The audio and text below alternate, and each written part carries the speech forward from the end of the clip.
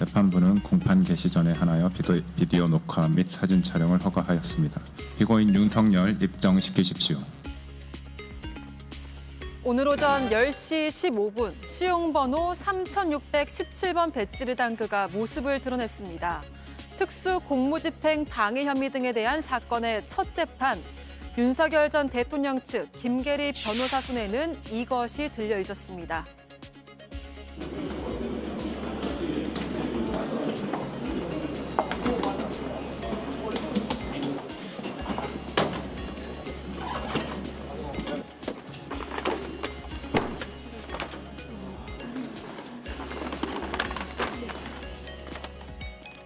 캐리어 속에 담아온 말일까요? 피고인은 대한민국 대통령으로서 비상 상황에 비상계엄을 선포한 것, 공소 사실을 전부 부인한다. 윤 전 대통령 측 역시나 모든 혐의를 부인했습니다. 다시 구속기로 놓이게 됐는데 심경 어떠세요? 특검이 여전히 무리하게 영장 청구했다고 생각하세요? 이날 구속 전 피의자 신문 이후 10일의 연속 재판에 불출석한 그. 오늘 신문에서는 특검을 향해 유치하기 짝이 없다고 했는데요. 누가 누구에게 할 말인지 묻고 싶습니다. 예, 오늘 오전 10시 15분에 추가 기소된 사건 첫 공판이 열렸습니다. 윤 전 대통령은 지금 보시는 영상처럼 이렇게 모습을 드러냈습니다.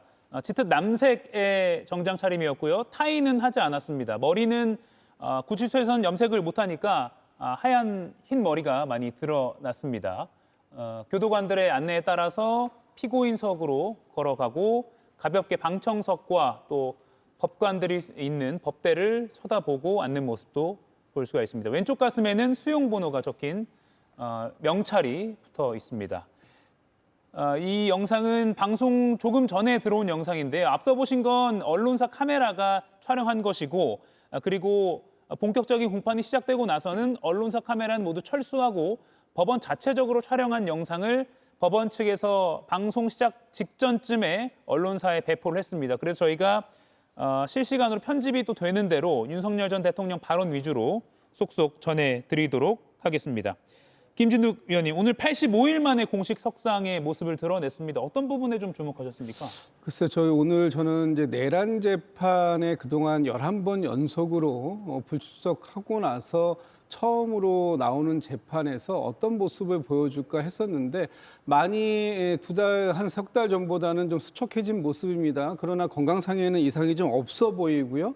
그리고 오늘 넥타이 그동안 그 트레이드 마크처럼 하던 붉은 넥타이는 안 하고 나왔습니다만 예.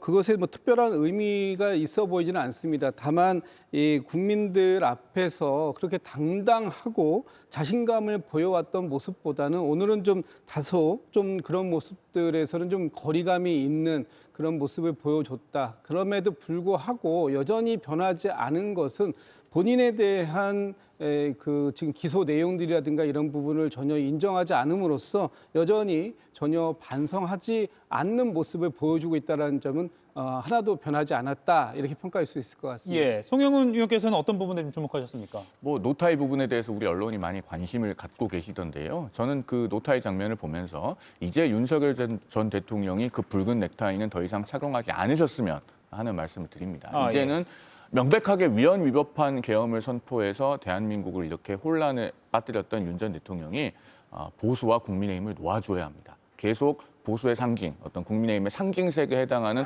붉은 넥타이를 착용함으로써 계속 국민의힘의 계엄을 오버랩시키고 연상시키게 하는 것이 본인의 도리가 아니에요. 지금은 이제 그런 상징은 본인이 차용하려고 하지 말고 오로지 형사 피고인으로서 절차에 성실하게 임함으로써 전직 대통령이자 전직 검찰총장으로서의 마지막 도리를 다하는 것이 본인에게 남아있는 책무다 이런 말씀을 드립니다. 그러니까요. 언론에서 사실 이제 물론 내용도 중요하지만 겉모습에 대해서도 이른바 피처성 기사를 쓰기도 하는데 붉은 넥타이가 없는 게 좀 주목이 돼서 이에 대해서 국민의힘의 상징을 버렸느냐 등등의 여러 가지 온라인에서는 반응이 나오기도 했습니다. 박상수 의원께서는 어떻게 보셨는지 그리고 보석신문은 사실 영상 촬영이 불허가 됐는데 보석신문을 불허한 이유는 뭐라고 보세요? 그러니까 이 영상 촬영이나 공개에 있어서 예. 원칙이 있습니다. 개인정보와 국가기밀사항의 경우에는 공개하지 않도록 하는 그러한 원칙이 있고 예. 재판부의 재량에 맡겨져 있는데 아무래도 그러한 측면에서 보석신문의 경우에는 개인의 명예나 사생활과 관련된 이야기들이 좀 더 다뤄질 수도 있지 않을까 예. 또는 국가기밀적인 면이 다뤄질 수도 있지 않을까 하는 측면에서 불허가 된 것 같습니다. 그런 예. 측면에서 녹화된 영상도 전부 공개되는 게 아니라 편집돼서 공개가 되고 있고요. 예. 글쎄요, 저는 어쨌든 국민들의 선택을 받았던 대통령입니다. 그렇기 때문에 이 부분에 있어서 윤석열 전 대통령을 찍지 않았던 예. 다들 좀 착잡한 기분으로 보지 않았을까라고 생각이 들고 6공화국 이후에 우리가 선출한 대통령들의 어떤 그러한 퇴임 이후의 모습들이 대부분 좀 비극으로 가는 경향이 있습니다. 이런 부분들에 대해서 여야가 함께 머리를 맞대고 이제는 좀 논의를 해볼 때도 되지 않았나 싶은 그러한 단상이 좀 들었습니다. 예, 아마 오전에 뭐 직장에 계시거나 일 때문에 이 소식을 못 접하셨다가 이제 좀 이른 퇴근하시고 TV를 켜신 분들은 아, 오늘 오전에 이런 일이 있었구나라고 하면서 윤 전 대통령의 모습을 처음 접하시는 분들도 계실 것 같은데 오늘 오전 10시 15분에 추가 사건, 오늘 첫 공판에 이렇게 처음으로 등장을 했습니다. 그리고 첫 공판은 약 한 2시간 정도 걸렸고요. 그 이후에 바로 휴식 시간 없이 보석 신문이 이어졌습니다. 이번엔 내용을 좀 짚어보겠습니다. 조현삼 위원님. 보석 신문에서 윤 전 대통령이 많은 발언을 했다고 합니다. 어떤 발언을 했는지 좀 보니까 1.8평짜리 방 안에서 표현 그대로면요. 서바이브 자체가 힘들었다. 강력범 대하는 것처럼 한다. 이거 위헌성 있다라고 여러 번 강조했다고 합니다. 이거는 어떻게 봐야 될까요? 지지자를 향한 목소리라고 봐야 될까요? 그렇게 지지자를 대상으로 하는 발언이라고 생각할 수도 있을 것이고요. 예. 그렇다고 하더라도 저는 윤석열 전직 대통령 아니겠습니까? 전직 대통령으로서 1.8평짜리 방이라고 지칭을 했는데 지금 우리나라 대한민국 안에서 그 비슷한 평수에 살고 있는 국민들 아직도 여전히 많습니다. 그러한 국민들이 일상생활을 영위하는 공간임에도 불구하고 그것을 평수로 비교하면서까지 본인이 구치소 생활하기에 부적절하다라는 취지로 발언한 것 자체가 과연 전직 대통령이 맞나라는 정도로 귀를 의심할 정도라고 할 수가 있겠고요. 본인이 강력범을 대하듯이 한다라고 하는데 강력범 맞습니다. 내란 우두머리죄 혐의를 받고 있죠. 그렇다고 한다면 사형 아니면 무기징역을 법정형이 선고될 수가 있는 강력범이라고 할 수가 있겠죠. 당연히 그에 비례하는 그런 대응을 하는 것이 맞다고 할 수가 있겠고요. 본인 스스로는 지금 보석 청구가 인용이 되기를 바라는 취지에서 여러 가지 진술을 하고 있는 것으로 보여지는데 보석 청구라는 것은 쉽게 인용이 되는 게 일단 아니죠. 예. 일단 구속영장을 발부한 것 자체가 다른 재판부에서 그것을 그 필요성을 인정을 하고 영장을 발부한 것입니다. 그리고 난 다음에 그 뒤에 사정 변경이 있어야지만이 보석이 인용된다고 할 수가 있겠죠. 지금 여러 가지 오늘 법정에서 걸어 나온 모습이라든가 좌석하고 꼿꼿하게 앉아 있는 모습이라든가 여러 가지 모습을 살펴보게 되면 과연 건강상의 이유로 보석을 허가할 필요가 있을까라는 충분한 그런 생각을 할 수밖에 없는 것이고요. 예. 지금까지 11차례나 재판에 불출석하지 않았겠습니까? 그리고 특검의 소환 조사에도 전혀 응하지 않았죠. 불구속 상태가 유지가 된다고 한다면 과연 재판에 출석을 할 수 있을지, 소환 조사에 응할 수 있을지 재판부 입장에서 그 부분에 의문표를 달지 않을 수가 없지 않을까 싶습니다. 예. 원래 목소리가 굉장히 큰데라고 하면서 변호인 접견을 하는 이유도 이게 오가면서 운동이 되기 때문이다라는 발언을 하기도 했습니다. 이것도 보석신문에서 이어 나온 발언이고요. 송영훈 변호사님, 윤 전 대통령이 보석을 해주면 운동도 하고 당뇨식 하겠다라고 말을 하면서 건강 문제를 계속 강조했습니다. 보석 여부에는 어떤 영향을 미칠까요? 그런데 오늘 본인의 발언으로 전해지는 것 중에 예. 건강 상태가 응급하지는 않다라고 스스로 이야기했다고 해요. 맞습니다. 그러면은 그 말에 비춰 볼 때 보석 허가의 가능성은 영으로 수렴한다. 저는 그렇게 봅니다. 왜냐하면은 윤 전 대통령이 구속 상태에서도 이미 별건의 재판이긴 합니다만 그 12.3 비상계엄에 관한 본체 성격의 재판에 이미 11번이나 불출석했습니다.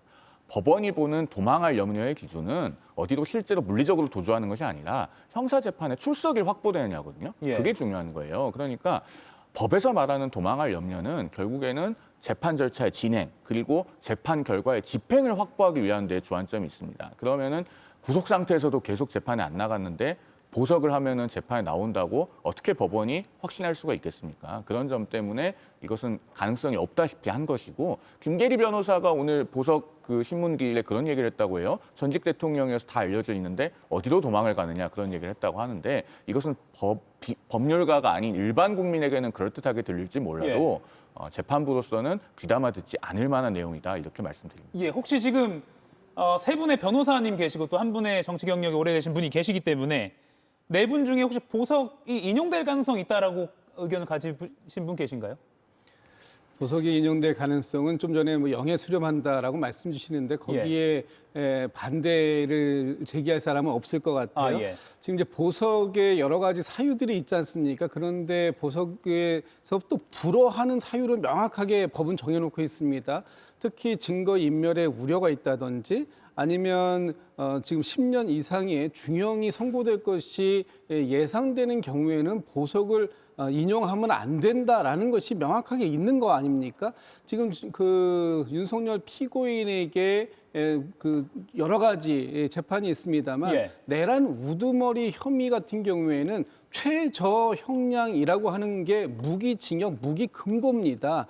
그런 상태에서 지금 이 재판과 별도의 재판이기 때문에 그것을 감안하지 않는다 이런 건 말이 안 되는 거고요. 오늘 변호인들이 저는 좀 제 귀를 좀 의심하는 발언들을 좀 했는데 만약에 윤석열 전 대통령이 보석이 인용되지 않는다면 오히려 성난 지지자들이 어떠한 위해를 가할지 모른다. 이런 사실상의 협박에 준하는 내용들을 보석을 요청하면서 그 자리에서 변호인들이 얘기했다고 합니다. 예. 저는 상당히 부적절하고 잘못된 변호 전략이었다고 보는데 예.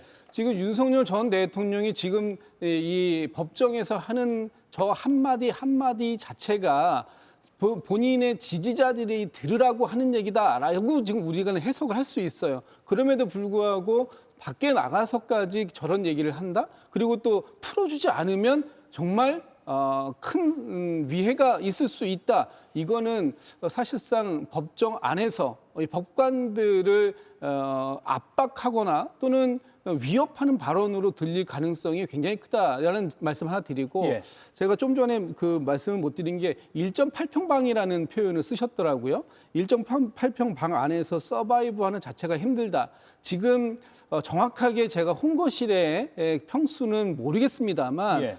지금 여러 사람들이 한꺼번에 같이 쓰는 홍거실이라는 데가 있지 않습니까? 예. 거기의 크기가 저기보다 1.8평보다 조금은 크겠지만 거기에서 6명, 7명씩 이상이 지금 함께 지내고 있는 상황들입니다. 수감 생활을 하고 있어요.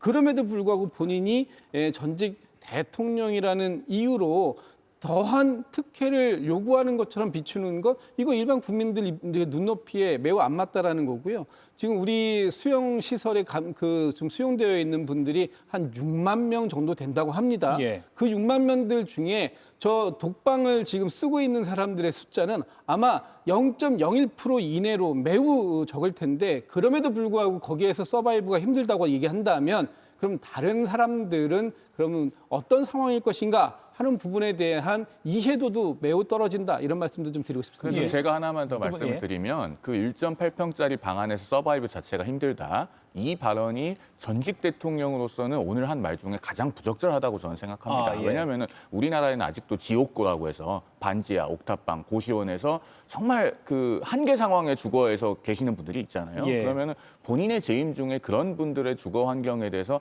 개선하려고 얼마나 노력을 했는지를 돌아봐야죠. 그리고 내가 감옥에서 1.8평 안에 있어 보니까 그때 그분들의 환경을 더 개선해주지 못하는 것이 정말 못내 미안하고 죄송스러웠다. 이런 얘기를 전직 대통령이 법정에서 해야 되는 겁니다. 예. 그러면은 보수가 지금 저런 발언을 봤을 때 윤 전 대통령이 말한 지점과 반대로 해야 앞으로 재건의 실마리가 있는 겁니다. 쪽방촌에서 한여름에도 범죄에 노출될까 봐서 그 더위 에어컨도 없는데 문 닫아놓고 지내시는 분들, 혹은 문 열어놓고 주무시면서 밤에 범죄자가 오지 않을까 조마조마하면서 지내시는 분들, 예. 이런 분들에게 가까이 다가갈 때 보수 재건의 실마리가 있지 않을까 하는 생각입니다. 예, 강상수 의원님. 이 부분과 관련돼서 또 김진욱 대변인님께서 법적인 측면에서 좀 말씀을 주셨으니까 저는 좀 정치적인 측면에서 좀 말씀드리고 싶은 게 예. 사실 이 보석제도라는 것이 국민들이 강하게 요즘 인식하게 된 사건이 또 있죠. 아주 김용 전 민주연구원 부원장의 보석이 허용됐던 사례가 있었죠. 사실 이런 측면에서 놓고 봤을 때 법원에 대해서 굉장히 민주당이 많은 규탄을 하고는 있지만 김용 전 민주연구원 부원장의 보석은 허용되는데 윤석열 전 대통령에 대한 보석은 무조건 허용되지 않아야 된다고 한다면 국민들이 보기에는 글쎄요, 사법부가 민주당이 이야기하는 것만큼 그렇게 꼭 편향적인가 이렇게 생각할 여지도 있지 않을까, 이 말씀을 하나 좀 보태고 싶습니다. 예, 제가 좀 짧게 한 말씀만 드릴까요? 짧게요. 지금 요번에 윤석열 전 대통령 피고인에 대한 보석과 관련해 가지고 민주당의 김용 전 부원장이라든지 아니면 전 송영길 대표의 보석에 관련돼서 이 말씀들을 좀 주시는 분들이 계시더라고요. 근데 저는 좀 이해가 안 갑니다. 이 사안들이 국가전복을 기도했던 내란 사건과 어떻게 동치될 수 있는가라는 부분이 하나 있고요. 또 그분들은 6개월의 구속기간이 거의 끝날 때까지 이 상황들이 해결이 되지 않을 것을 감안해서 그 보석을 수용한 것이다. 법원의 결정은 그렇습니다. 그러면 지금 윤석열 피고인에 대해서도 같은 기준을 적용해야 된다고 말씀하시는 게 과연 합당한 것인지 온당한 것인지 그 부분에 대해서는 완전히 다른 이견이 있다. 이런 말씀을 드립니다. 예, 정치적인 평가가 있을 수 있지만 지금 김진욱 의원께서는 윤 전 대통령의 혐의와 이런 걸 봤을 때 그렇게 갖다 대는 것은 부적절하다 이렇게 주장을 해주셨습니다. 방금 또 새롭게 들어온 영상이 있습니다. 오늘 오전 10시 15분쯤, 그러니까 윤 전 대통령이 법정으로 들어오고 나서 방송사 카메라는 철수하고 법원 카메라 자체적으로 찍은 영상입니다. 지금 저희가 바로 자막까지 처리를 했는데요. 보여드리겠습니다. 다음으로 인정신문하겠습니다. 피고인 성명이 어떻게 되시죠? 예, 생년월일은 언제입니까? 60년 12월 18일. 예, 주소는 어떻게 되시죠? 서초구 로비스타. 피고인 국민참여재판에 관해서는 희망하지 않는 거 맞으신가요? 예, 앉으십시오. 예, 오랜만에 국민 여러분께서도 윤 전 대통령의 육성을 직접 들으시는 기회가 된 것 같습니다. 주소 같은 것도 구체적으로 말했지만 저희가 개인정보이기 때문에 편집을 해서 여러분께 보여드렸습니다. 지금 보면 목이 약간 잠긴 상태 같은데 후반부에 가서는 또 저희가 다른 영상을 보여드릴 테지만 비교적 큰 목소리로 또 대답하는 그런 장면도 있었습니다. 자, 그러면 내용을 하나만 더 계속 짚어보겠습니다. 특검 수사에 대해서 시간 끌기를 하는 것 같다라고 규정을 하기도 했습니다. 증인신문에 부동의할 증인이 130명 정도가 된다. 중요하지 않은 증인을 부르면서 특검이 시간을 끌고 있다라고 발언을 하기도 했고요. 또 특검이 유치하기 짝이 없다라고 하면서 기소된 그 혐의에 대해서 부인을 하기도 했습니다. 박상수 의원님, 글쎄요, 국민들 입장에서는 유치하기 짝이 없다라는 그 표현 자체는, 그러니까 논리적으로 뭘 말하는지를 차치하고서라도 표현 자체에서 너무 부적절하다고 생각할 것 같아요, 바로. 그러니까 저도 법률가기도 하고 예. 윤석열 전 대통령도 법률가 출신이죠. 근데 법률가 출신답지 않은 발언이긴 합니다. 왜 그러냐면 사실 이 발언이 법리적으로 따졌을 때 윤석열 전 대통령한테 조금도 유리하지가 않습니다. 예. 이 발언이 보여주는 것은 이 혐의가 만약에 인정이 된다고 한다면 전혀 반성의 여지가 없다라는 걸 보여주는 발언이 되거든요. 예. 그렇기 때문에 법리적으로 전혀 도움이 되지 않는 발언이고, 그렇다면 본인의 무죄를 입증하는데 도움이 되는 발언이냐.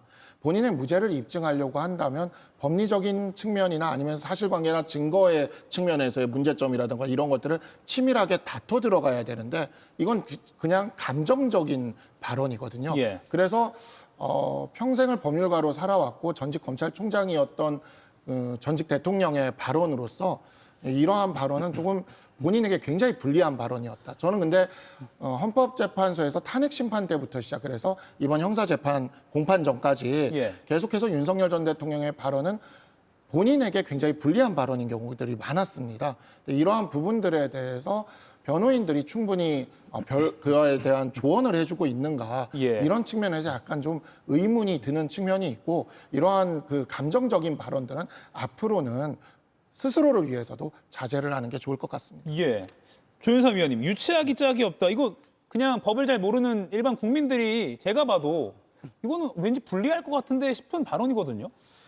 윤석열 전 대통령은 지난번 헌법재판소 심리 때부터 그러한 모습을 보였죠. 예. 사실 본인에게 유리하지 않은 발언을 법정에서 하는 경우가 많았던 게 아닌가 싶습니다. 말씀하신 것처럼 그 발언도 본인의 재판에 전혀 유리하지 않은 발언이라고 할 수가 있겠거든요. 사실 모든 것들은 지금 사법적인 절차와 그 테두리 안에서 진행이 되고 있는 겁니다. 증인의 경우에도 특검이 봤을 때는 이 윤석열 전 대통령 혐의를 입증할 수 있는 중요한 증거, 진술이기 때문에 이를 제출한 것이고요. 여기에 부동의에서 증인신문이 진행되는 것은 윤석열 전 대통령 측에서 부동의를 했기 때문에 증인신문이 진행되는 것입니다. 만약에 그 부분에 대해서 부동의를 하지 않는다고 한다면 증인신문이 진행조차 되지 않는 것이거든요. 그럼에도 불구하고 이 사법 절차 테두리 안에서 진행되고 있는 모든 절차에 대해서 사실상 부정하고 동의하지 않는 듯한 말을 하는 것 자체가 전직 대통령이자 전직 검찰총장으로서 바람직한 모습은 아닌지 않나라는 생각이 듭니다. 예. 그리고 또 오늘 공판 중반부에 윤 전 대통령이 직접 발언한 부분이 있습니다. 국무회의가 끝나고 나서 계엄 선포문을 사후에 작성했다가 폐기했다 관련된 의혹에 대해서 윤 대통령이 직접 이렇게 주장했는데요. 들어보시죠.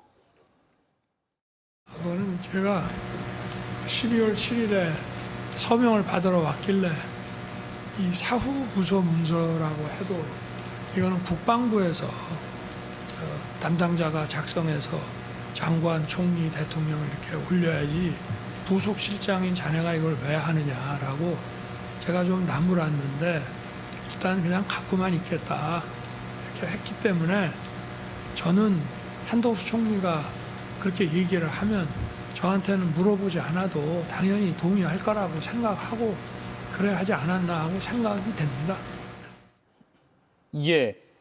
강희구 부속실장이 계엄 선포문을 12월 3일이 아니라 12월 7일쯤에 새로 작성해서 마치 12월 3일에 작성했었던 것처럼 뭔가 서류상으로도 정당화하려 했던 거 아니냐라고 특검이 보고 있는데 이에 대해서 한덕수 전 총리에게 좀 책임을 떠넘기는 듯한 발언을 했습니다. 백보양보에서요. 예. 계엄이 내용적으로 정당한 경우를 가정해 보더라도 절차적으로 당시에 국무위원들의 부서가 없었는데 예. 사후적으로 부서한 것처럼 문서를 만들면서 고의로 날짜를 틀리게 쓰면 그것은 허위공문서 작성이 될 수 있습니다. 예. 어떤 경우가 비슷하냐면 대통령실 대변인이 브리핑을 했는데 그 브리핑을 속기록으로 문서로 남겨요. 그런데 실제로 발언한 내용을 그 속기록에 삭제한다. 그렇게 되면 그게 허위공문서 작성이 되는 것과 마찬가지 이치입니다. 그래서 이 부분에 대해서는 윤 전 대통령이 저렇게 주장하지만 법리적으로는 허위공문서 작성이 될 가능성이 충분히 있고 예. 그다음에 강의구 전 부속실장이 진술한 내용과도 지금 상반되는 것으로 그동안 언론 보도를 보면 그렇게 보이지 않습니까? 앞으로 강의구 전 실장이 저 사건에서 증인으로 출석을 하게 될 겁니다. 그러면은 선서를 한 상태에서 어떻게 증언을 하는지 이것과 좀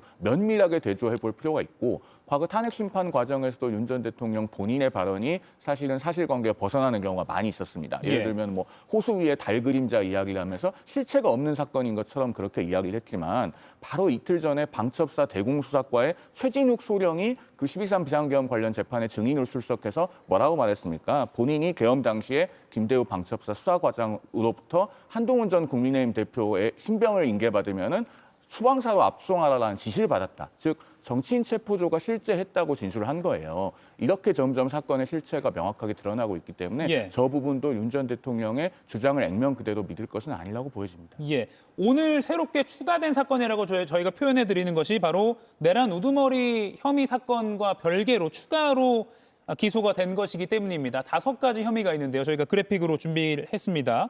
예를 들면 국무위원회 계엄 심의 의결권을 침해했다거나 앞서 저희가 발언을 들었던 계엄 선포문 사후 작성 폐기 등등의 혐의입니다. 박상수 위원님, 그런데 오늘 윤 전 대통령 측은 이 모든 혐의를 부인을 했습니다. 이거 이중 기소다라는 주장까지 나왔거든요.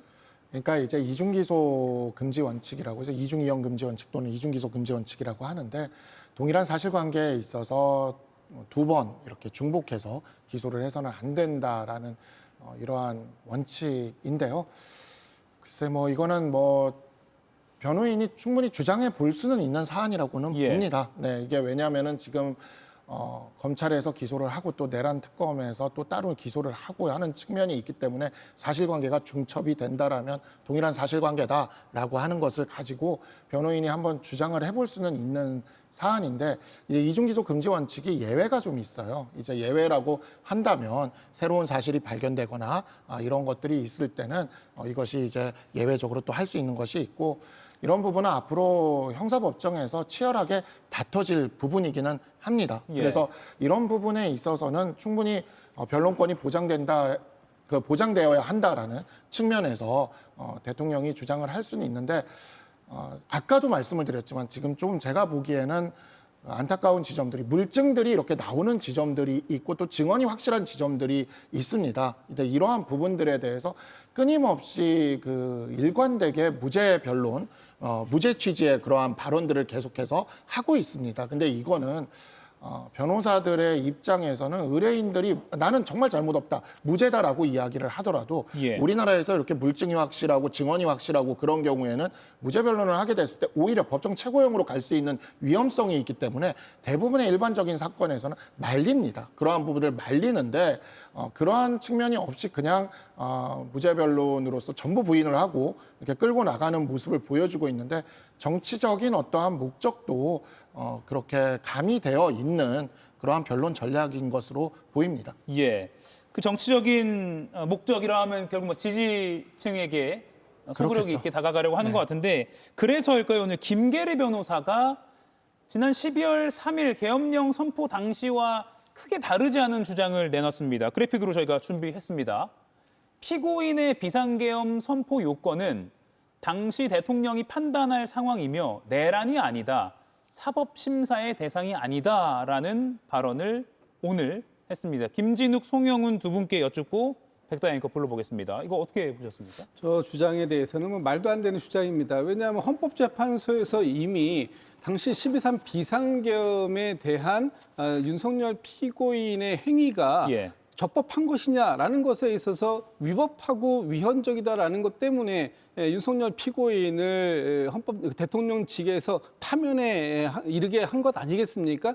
그런 헌법재판소에서의 판단이 8대0 전원 일치, 만장일치로 나왔음에도 불구하고 여전히 저런 주장을 한다라는 것은 저건 사실상 저는 뭐 변호사 자격을 갖고 있지는 않는 제가 봐도 어떻게 법조인이 저런 주장을 할 수 있을까? 저것은 이 대한민국의 헌법을 완전히 기망하는 행위가 아니냐 이렇게까지 표현할 수 있을 정도로 그 법에 대한 무지를 드러낸 것이다 이런 말씀을 좀 드려야 될 것 같습니다. 예. 김계리 변호사 이 발언을 할 때 윤 전 대통령이 몸을 앞쪽으로 내밀면서 자신 앞에 놓여 있는 그 모니터를 뭐 바라보게 됐다는 그 자세를 좀 고쳐 앉았다라는 게 방청석에 앉아 있던 취재 기자의 전언이거든요.